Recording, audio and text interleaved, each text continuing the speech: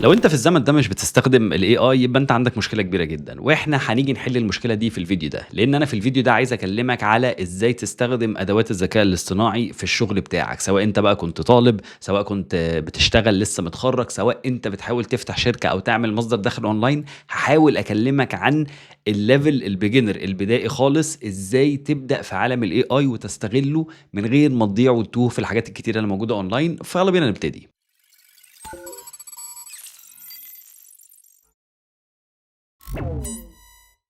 اهلا وسهلا بيك في حلقه جديده من بودكاست مصدر دخل، البودكاست اللي بيتكلم عن الفلوس وحالتك الماديه والبيرسونال فاينانس. بصراحه كده من الاخر، انت لو مش عارف تخش في عالم الاي اي، انت كمان كام سنه هتندم ندم كبير جدا، لان احنا للاسف خلاص العالم ماشي في الاتجاه ده. خلاص هنبدا نخش على البيك الطفره بتاعه الاي اي، وانت لازم تكون بتستخدمه. فلو انت مكابر او لو انت خايف او لو انت مش عارف تستخدمه او مش عارف تبدا منين، فالفيديو ده هيبسط لك الموضوع شويه. انا اللي هاحاول اعمله في الفيديو ده، يعني فيديو هيكون بسيط وسريع جدا، هنحاول نتكلم على 3 استخدامات للاي اي. دي الاستخدامات العامه الجينيريك اللي اي حد في الاغلب هيعرف يستفيد منها، اللي اي حد كان مثلا لسه طالب في المدرسه، طالب في الجامعه لسه متخرج، حد شغال في وظيفه، او حد بيحاول يفتح مصدر دخل اونلاين، او حتى عنده شركه. الحاجات البيسك اللي هو يقدر يعتمد عليها. فاحنا النهارده هنتكلم على 3 حاجات بالظبط. اول حاجه خالص في الاي اي عايزين نتكلم عليها هي الchat bots. الchat bots في الAI هو الموديل بتاع الAI أو الtool أو الأداة بتاعة الAI اللي أنت بتتكلم معاها. ده أشهر نوع حاجة في الAI، دي حاجة أنت عارفها وبنسبة كبيرة جدًا أنت استخدمتها، حتى لو أنت مش عارف إنك استخدمتها فأنت استخدمتها. الchat bots حاليًا في الزمن اللي إحنا فيه، يعني من تجربتي الخاصة، هي بقت موجودة في كل حتة. يعني أنا هاكلمك على الأدوات المشهورة جدًا زي ChatGPT وClaude والحاجات دي، وأنت سمعت عن الحاجات دي كلها.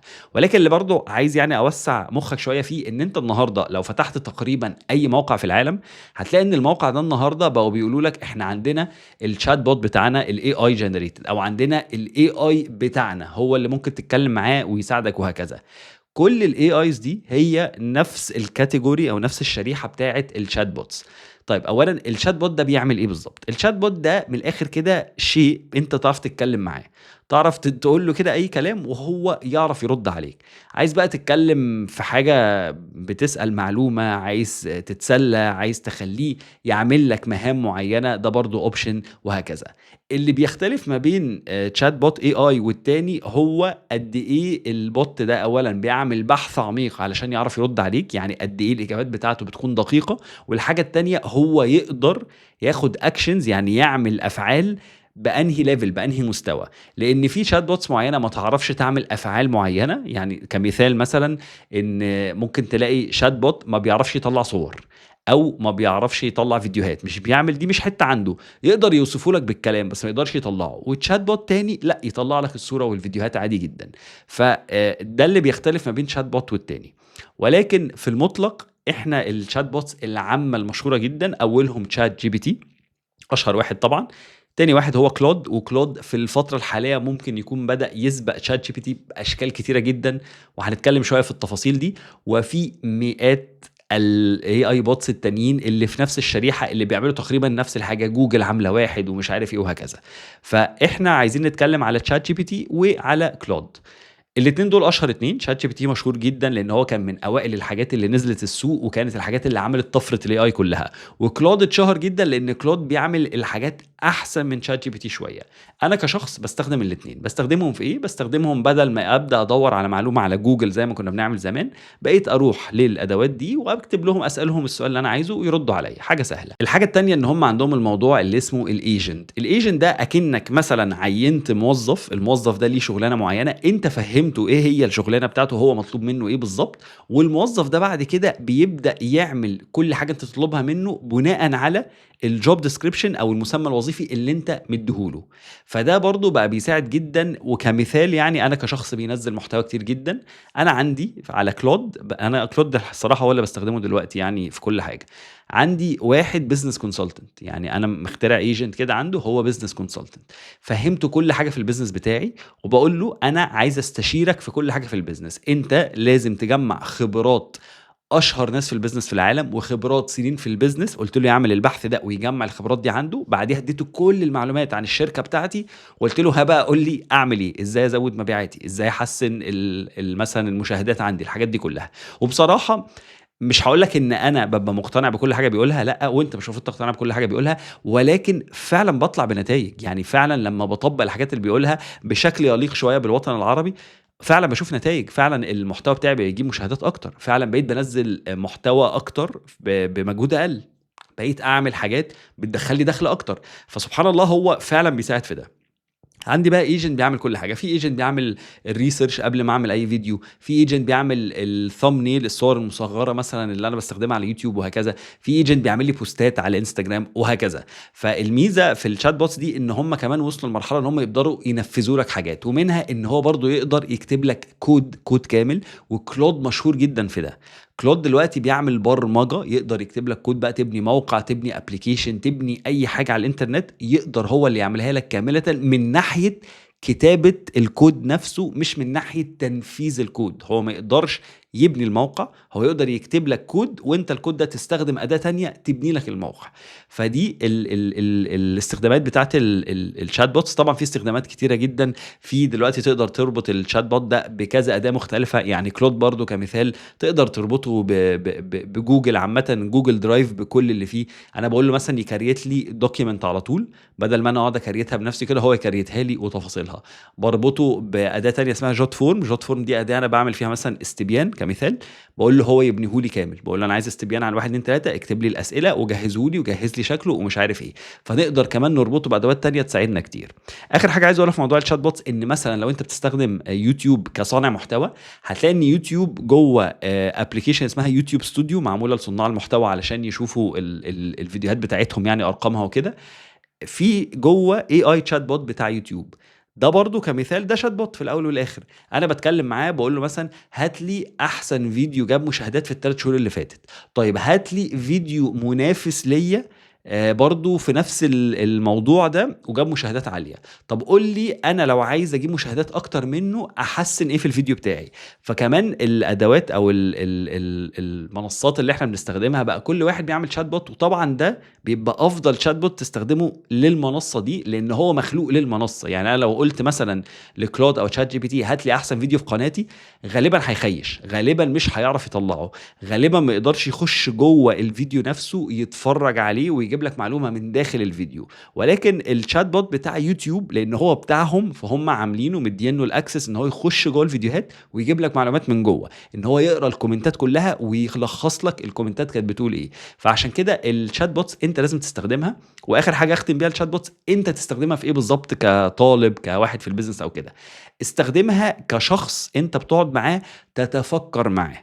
واحد بتسأله طيب إيه أحسن استراتيجية علشان أذاكر ده؟ طب هات لي أحسن مراجع عشان أتعلم الحتّة دي، أنا في المنهج بتاعي ما فهمتش الجملة دي بسّطها لي، فهّمها لي بشكل أحسن، أو هات لي أحسن فيديو على الإنترنت مثلًا بيشرحها. في الbusiness ساعدني إيه أكتر حاجة شغّالة دلوقتي كويس، طب أنا إزاي أعرف الحاجة دي هتشتغل معايا أنا والّا لأ؟ يعني هل أنا المهارات اللي عندي فعلًا تنفع عشان أشغّل الbusiness ده والّا لأ؟ طب اسألني أسئلة علشان تقيّمني. فدايمًا شخص بتتفكّر معاه، بتتكلّم معاه. والنصيحة الأخيرة، اوعى تاخد كل حاجة هو بيقولها قرآن، اوعى. الAI مهما كان حاجة متقدمة عمره ما هيفهم البني آدمين، وعمره ما هيفهم الوطن العربي. الأدوات دي كلها مش مبنية على تفكير الوطن العربي، مش بتساعدك تمامًا. كمثال بيدوني مثلًا يقول لي نزّل فيديو عن الموضوع الفلاني وقُل الكلمة الفلانية علشان إيه تثير الجدل فتتشهر. أنا بالنسبة لي هو ده حرام مثلًا أقول الحاجة دي، الحاجة دي عندنا حرام ما ينفعش تتقال، أو يعني حتى يا سيدي مش حرام بس عيب عندنا في الوطن العربي نقول الكلام ده. هو بالنسبة له ما عندوش المفاهيم دي. فعشان كده ما تاخدش كل حاجة إنها قرآن. نخش على تاني نوع أداة في الAI عايزين نتكلم عنها، وهي صناعة المحتوى عامةً. أنت أنا في وجهة نظري لازم تبقى بتصنع محتوى، كل الناس في العالم لازم تصنع محتوى. لو أنت طالب لازم تصنع محتوى، لو أنت متخرّج لازم تصنع محتوى في الحاجة اللي أنت متخرّج منها، لو أنت بتفتح business أكيد هتصنع محتوى وهكذا. يعني ده شيء أساسي. الAI النهارده بيساعدك جدًا في ده. الAI يقدر يعمل لك صور، الAI يقدر يعمل لك فيديوهات، الAI يقدر يعمل مونتاج للفيديوهات بتاعتك أو يعدّل الصور بتاعتك. الAI يقدر يكتب لك مقالات تنزّلها. الAI بيصنّع جميع أنواع المحتوى المحتوى اللي موجود على الإنترنت هو بيعرف يعملها. أنا الأداة اللي باستخدمها اسمها Hexfield، يعني ده مش إعلان والله، بس الأداة دي أنا ليه باستخدمها، هي موقع بيجمّع كل الmodels أو كل أدوات الAI اللي متعلقة بصناعة المحتوى في مكان واحد بس. فلو عايز أعمل صور، موجود هناك بتاع 15 أداة مختلفة AI تضبّط لي صور. لو عايز أعمل فيديوهات، في برضه بتاع 15، 20 واحدة. لو عايز أربط كلود بHexfield برضه الoption موجود.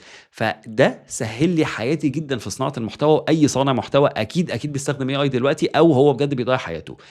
عايز أفهّمك الموضوع واصل إن أنت النهارده مش هتلاقي صورة واحدة عندي على السوشيال ميديا غير لو أنا باستخدم AI فيها.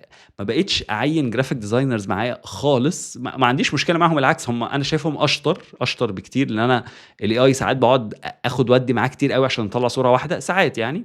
ولكن يعني أنسب لي إن أنا أعتمد على أداة بتطلّع لي صورة وفيديو في دقيقة واحدة، عن إن أنا أعتمد مع شخص ممكن ساعات ما يعملش الشغل، ساعات يتأخّر، ساعات يقول لي معلش حصل لي ظروف ومش عارف إيه. يعني ده السبب الوحيد اللي أنا نقلت النقلة دي. ولكن كل الصور بتاعتي معمولة بالAI. في بوستات كاملة على إنستجرام، بوست كاروسيل كامل 10 بتكست بصور بكل حاجة، كله AI generated. أنا ما عملتش أي حاجة تمامًا. أنا قُلت له أنا عايز أنزّل بوست عن كذا، وهو بيعمل لي البوست كامل. والبوستات دي سبحان الله بتviral، يعني سبحان الله بتجيب مشاهدات كتيرة جدًا، وعلى عكس إن ساعات تعمل بوستات تانية أنت تتعب فيها أوي وما تجيبش المشاهدات دي كلها. فاللي عايز أوصّله لك إن أنت لازم تستخدم الAI في صناعة المحتوى، صور، فيديوهات، كتابة، حتى الحاجات اللي بتتسمع، يعني كل ده تقدر تستخدم الAI يعمله، بيوفّر لك وقت كتير جدًا. في طبعًا أدوات بالهبل، مش هنقعد نتكلم على كل الأدوات والmodels، ولكن يعني أنا كوائل أكتر حاجة باستخدمها للصور هو Nano Banana Pro اللي هو بتاع جوجل أصلًا، وفي ناس بتدعي إن بتاع ChatGPT بيبقى أحسن. أنا عجبني الmodel ده وخلاص باستخدمه. وفي الفيديوهات بقى في حاجات كتيرة جدًا، يعني أنا باستخدم كذا واحد كمان، مش باستخدم واحد بس، فيعني مش هنعرف نخش في الmodels كلها. ولكن صناعة المحتوى أساسي تستخدم الAI. آخر حاجة في الAI خالص ممكن تستخدمها وأنت beginner خالص، هي الautomation. الAI دلوقتي يعني من المميزات اللي فيه إن هو بيعرف يعمل كل حاجة بأتمتة زي ما بنقول باللغة العربية، أو يعني أوتوماتيك يعني. فالمثال البسيط هنا مثلًا أشهر حاجة اسمها N8N في الفترة الحالية. N8N ده AI model بيساعدك إن أنت تربط أدوات ببعض. الأدوات دي بتقدر إن لمّا أنت مثلًا تاخد action، أو لمّا يحصل action في الأول، في كذا action قدّام يحصلوا من غير ما أنت تتدخّل تمامًا. هادّيك مثال بسيط أوي. تخيل معايا مثلًا إن من أسبوع كنت عارف إن كمان أسبوع إيلون ماسك هينزّل SpaceX في سوق الأسهم الأمريكاني. وده حوار كبير جدًا. الحوار ده يعني أولًا هيخلّي الراجل ده أول تريليونير في التاريخ، وده خلاص حصل امبارح فعلًا، هو بقى أول تريليونير في التاريخ. هيخلّي SpaceX تعمل فلوس كتيرة جدًا فتنطلق، هيخلّي سوق الأسهم الأمريكاني يدخّل فلوس كتيرة، يعني شوية كده حوارات كتيرة. فأنا عارف اليوم اللي ده هيحصل فيه. فمثلًا باضبّط automation كده إن عايزك تعمل search على الإنترنت اليوم الفلاني ده. أول ما تيجي الساعة كذا وتلاقي مقالة بتتكلم عن السعر اللي وصل له السهم مثلًا بتاع SpaceX، أو الفلوس اللي اتعملت، أو أول ما يطلع خبر إن إيلون ماسك بقى تريليونير، أول ما يطلع الخبر ده، عايزك تبعت بسرعة للtool الفلانية تعمل لي صورة، وتبعت بسرعة الtool التانية دي تعمل لي فيديو عن الموضوع ده، وتكتب script كامل للموضوع ده، وبعد كده تجيب الصورة والفيديو وتنزّلهم مثلًا كpost عندي على إنستجرام. أنا بادّي مثال يعني. فتخيّل إن أنا دلوقتي بقى في اليوم ده، في الوقت ده، في الفترة دي كنت مشغول، كنت برّه، كنت يا سيدي نايم، وصحيت من النوم لقيت إن أنا برضه كنت من أوائل الناس اللي قدروا ينزّلوا post يتكلّموا عن الموضوع ده. ليه؟ لإن بقى في automation. أنا بقى مش بس باتكلّم على السوشيال ميديا، أنا باتكلّم automation في كل حاجة، في أي حاجة. يعني أنت ممكن تعمل automation إن لمّا الجامعة عندك على الwebsite بتاعك وتنزّل المحاضرة الفلانية، نزّل أنت المحاضرة، اقرا الscript كلّه بتاع المحاضرة ولخّصها لي. تقدر تعمل أي حاجة بالAI النهارده. طبعًا في حاجات يعني محتاجة منّك شغل برمجة أو كده، وفي حاجات هي أدوات بتبقى جاهزة بتساعد في كل حاجة. فالautomation ميزتها إن هي بتوفّر وقت كتير جدًا، وفلوس كتير جدًا، ومجهود كبير جدًا. يعني أنا برضه كصانع محتوى لو انت رحت دلوقتي على انستجرام عندي وعملت لي فولو، هيتبعت لك رساله على طول، رساله تقول لك شكرا انك عملت فولو مش عارف ايه. ده اوتوميشن، مش انا اللي ببعتها. في ناس بترد عليا كأن انا اللي بعتها، مش انا اللي بعتها طبعا. لما بقول لك في اي بوست اكتب كومنت وهبعت لك الرساله حالا، كل ده اوتوميشن طبعا. كل ده انا ما بعملش اي حاجه تماما. انا مش بتدخل ومش بشوف انا بعت ايه. يعني بختار طبعا انا كتبت ايه، بس مش بشوف مين رد عليا ومين ما ردش. هو حتى الاي اي بيعمل لي الاناليتكس في الاخر ويقول لي الردود كانت عامله ازاي ومش عارف ايه. فكل حاجه ماشيه بالاوتوميشن ده طبعا من احسن الحاجات اللي انت ممكن تستخدمها. طيب الخلاصة عشان نختم الفيديو ده، انت ممكن تستخدم الاي اي ازاي بالظبط؟ اولا انا محتاجك تستخدم، يعني شوف كل الشات بوتس اللي انت عايزهم، شوف ارخص واحد بالنسبة لك. هم كلهم في الاول والاخر كويسين لو انت لسه مبتدئ. وحاول تتكلم معاه كتير عشان تفهم هو بيفكر ازاي، فانت تعرف تتعامل معاه ازاي. كمثال شات جي بي تي دايما بيطبل لك، وكلود بيكلمك زي ما انت عايزه يكلمك. لو انت قلت له كلمني جد هيكلمك جد، لو قلت له طبل لي هيطبل لك، وهكذا. فانت اختار المناسب ليك وتحكم فيه بشكل احسن.